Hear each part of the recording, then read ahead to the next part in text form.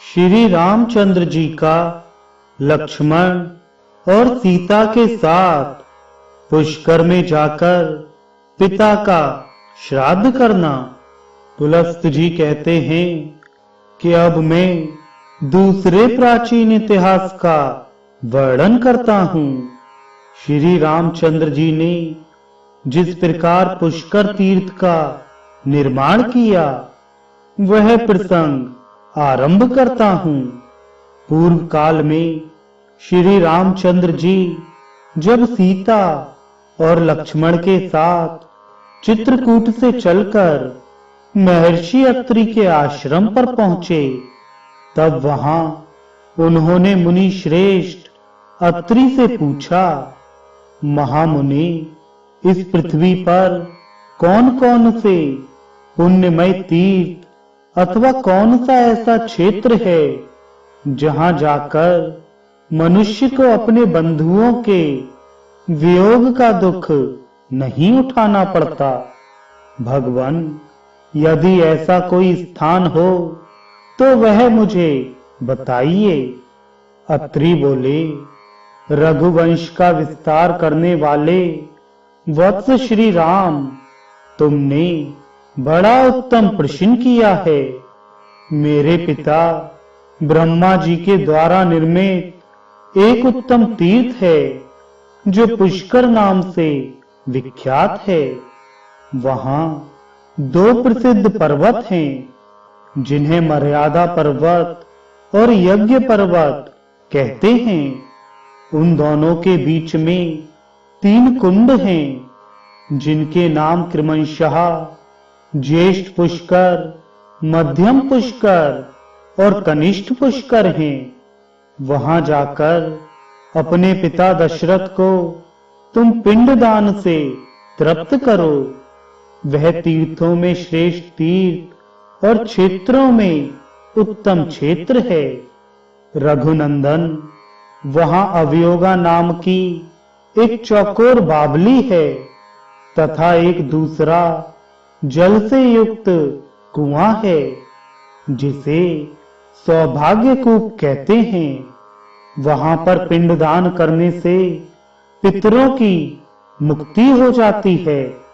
वह तीर्थ प्रलय पर्यंत रहता है, ऐसा पितामह का कथन है।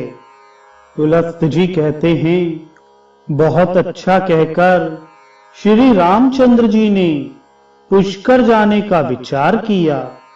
वे ऋक्षवान पर्वत, विदिशा नगरी तथा चर्मणवती नदी को पार करके यज्ञ पर्वत के पास जा पहुंचे। फिर बड़े वेग से उस पर्वत को भी पार करके वे मध्यम पुष्कर में गए। वहां स्नान करके उन्होंने मध्यम पुष्कर के ही जल से समस्त देवताओं और पितरों का तर्पण किया। उसी समय मुनि श्रेष्ठ मार्कंडेय जी अपने शिष्यों के साथ वहां आए। श्री रामचंद्र जी ने जब उन्हें देखा तो सामने जाकर प्रणाम किया और बड़े आदर के साथ कहा, मुनि, मैं राजा दशरथ का पुत्र हूँ। मुझे लोग राम कहते हैं। मैं महर्षि अत्रि की आज्ञा से अवयोगा नाम की बावली का दर्शन करने के लिए यहाँ आया हूँ। विप्रवर, बताइए वह स्थान कहाँ है? मार्कंडेय जी ने कहा, रघुनंदन, इसके लिए मैं आपको साधुवाद देता हूँ। आपका कल्याण हो। आपने यह बड़े पुण्य का कार्य किया कि तीर्थ यात्रा के प्रसंग से यहाँ तक चले आए। यहाँ से अब आप आगे चलिए और अभियोगा नाम की बावली का दर्शन कीजिए। वहां सबका सभी आत्मीय जनों के साथ संयोग होता है। इहलोक या परलोक में स्थित जीवित या मृत सभी प्रकार के बंधुओं से भेंट होती है। मुनीश्वर मार्कंडे जी के ये वचन सुनकर श्री रामचंद्र जी ने महाराज दशरथ, भरत, शत्रुघ्न, माताओं तथा अन्य पूर्ववासी जनों का स्मरण किया। इस प्रकार सबका चिंतन करते करते उन्हें संध्या हो गई। तब श्री रघुनाथ जी ने मुनियों के साथ सायंकाल का संध्योपासन किया। तत्पश्चात रात्रि में भाई और पत्नी के साथ वहीं शयन किया। जब रात्रि का अंतिम प्रहर व्यतीत होने लगा, तब श्री रघुनाथ जी ने स्वप्न में देखा वे पिताजी तथा अन्य संबंधियों के साथ अयोध्या में विराजमान हैं। वैवाहिक मंगल कार्य समाप्त करके वे बहुत से बंधु बांधवों के साथ ऋषियों से घिरे बैठे हैं। साथ में पत्नी सीता भी मौजूद है। लक्ष्मण और सीता ने भी इसी रूप में श्री रघुनाथ जी को देखा। सवेरा होने पर उन्होंने मुनियों से सारी बातें निवेदन की, जिसे सुनकर ऋषियों ने कहा, रघुनंदन, यह स्वप्न सत्य है, परंतु मृत पुरुष का जब स्वप्न में दर्शन हो तो उसके लिए श्राद्ध करना आवश्यक माना गया है। संतान के अभ्युदय की कामना रखने वाले तथा अन्न चाहने वाले पितर ही भक्त संतान को स्वप्न में दर्शन देते हैं। आपको पिता से वियोग तो था ही, माता और भरत के साथ भी 14 वर्षों तक वियोग रहेगा। वीर, अब आप राजा दशरथ का श्राद्ध कीजिए। ये सभी ऋषि महर्षि आपके भक्त हैं और मैं आपके शुभ कार्य में सहयोग देने के लिए प्रस्तुत हूँ। मैं मार्कंडे, जमदग्नि, भरद्वाज, लोमेश, देवरात और शमी, ये 6 श्रेष्ठ द्विज श्राद्ध में उपस्थित रहेंगे। महाबाहो, आप केवल सामान जुटाइए। श्राद्ध में प्रधान वस्तु तो है लिसोड़े की खली, बेर और आंवले। इनके साथ पके हुए बेल तथा भांति भांति के मूल होने चाहिए। इन सब वस्तुओं से तथा श्राद्ध संबंधी दान के द्वारा आप ब्राह्मणों को तृप्त कीजिए। सुव्रत पुष्कर के वन में आकर जो नियम पूर्वक रहता और नियमित आहार करके श्राद्ध आदि के द्वारा पितरों को तृप्त करता है, उसे अश्वमेध यज्ञ का फल प्राप्त होता है।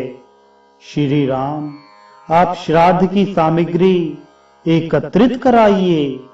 हम लोग स्नान करने के लिए ज्येष्ठ पुष्कर में जा रहे हैं। श्री रघुनाथ जी से ऐसा कहकर वे सभी ऋषि चले गए। तब श्री रामचंद्र जी ने लक्ष्मण से कहा, सुमित्रा नंदन, अच्छे अच्छे संतरे, कटहल, पारद, मीठे बेल, शालुक, कसेरू, पीली काबरा, अच्छे अच्छे कैर, शक्कर जैसे सिंघाड़े, पके कैर तथा और भी जो सामयिक फल हों, उन्हें श्राद्ध के लिए शीघ्र ही ले आओ। श्री रामचंद्र जी की आज्ञा पाकर लक्ष्मण ने सारा सामान एकत्रित कर दिया। जानकी जी ने भोजन बनाया और तैयार हो जाने पर श्री रामचंद्र जी को सूचित कर दिया।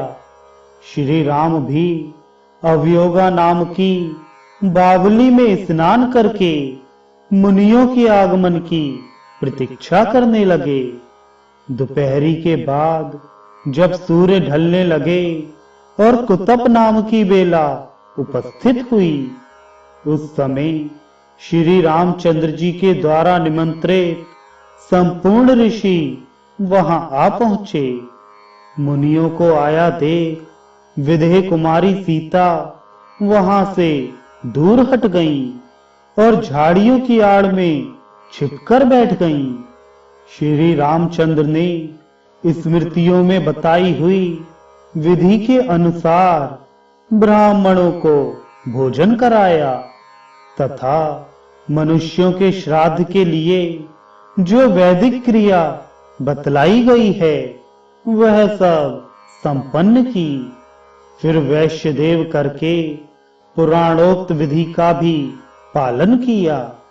ब्राह्मणों के भोजन कर चुकने पर क्रमशः पिंड देने के पश्चात ब्राह्मणों को विदा किया। उनके चले जाने पर श्री रामचंद्र जी ने अपनी प्रिया सीता से कहा, प्रिये, यहाँ आए हुए मुनियों को देखकर तुम छिप क्यों गई? इसका कारण मुझे शीघ्र बताओ। सीता बोली, नाथ, मैंने जो आश्चर्य देखा उसे बताती हूँ, सुनिए। आपके द्वारा नामोच्चारण होते ही स्वर्गीय महाराज यहाँ आकर उपस्थित हो गए।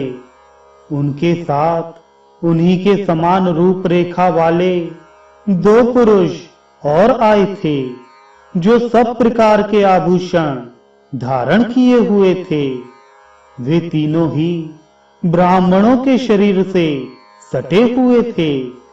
रघुनंदन, ब्राह्मणों के अंगों में मुझे पितरों के दर्शन हुए। उन्हें देखकर मैं लज्जा के मारे आपके पास से हट गई। इसलिए आपने अकेले ही ब्राह्मणों को भोजन कराया और विधि पूर्वक श्राद्ध की क्रिया भी संपन्न की। भला मैं स्वर्गीय महाराज के सामने कैसे खड़ी होती? यह आपसे मैंने सच्ची बात बताई है। पुलस्त जी कहते हैं, यह सुनकर श्री रघुनाथ जी बहुत प्रसन्न हुए और प्रिय वचन बोलने वाली प्रियतमा सीता को बड़े आदर के साथ हृदय से लगा लिया। तत्पश्चात श्री राम और लक्ष्मण दोनों वीरों ने भोजन किया। उसके बाद जानकी जी ने स्वयं भी भोजन किया। इस प्रकार दोनों भाई श्री राम और लक्ष्मण तथा सीता ने वह रात वहीं बताई। दूसरे दिन सूर्योदय होने पर सबने जाने का निश्चय किया। श्री रामचंद्र जी पश्चिम की ओर चले और 1 कोस चलकर ज्येष्ठ पुष्कर के पास जा पहुंचे। श्री रघुनाथ जी ज्यों ही जाकर पुष्कर के पूर्व में खड़े हुए, त्यों ही उन्हें देवदूत के कहे हुए ये वचन सुनाई दिए। रघुनंदन, आपका कल्याण हो। यह तीर्थ अत्यंत दुर्लभ है। वीरवर इस स्थान पर कुछ काल तक निवास कीजिए, क्योंकि आपको देवताओं का कार्य सिद्ध करना, देव शत्रुओं का वध करना है। यह सुनकर श्री रामचंद्र जी के मन में बड़ी प्रसन्नता हुई। उन्होंने लक्ष्मण से कहा, सुमित्रा नंदन, देवादिदेव ब्रह्मा जी ने हम लोगों पर अनुग्रह किया है, अतः मैं यहाँ आश्रम बनाकर 1 मास तक रहना तथा शरीर की शुद्धि करने वाले उत्तम व्रत का आचरण करना चाहता हूँ।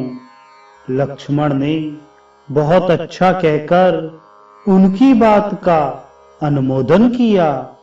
तत्पश्चात वहां अपना व्रत पूर्ण करके वे दोनों भाई चले और पुष्कर क्षेत्र की सीमा मर्यादा पर्वत के पास जा पहुंचे।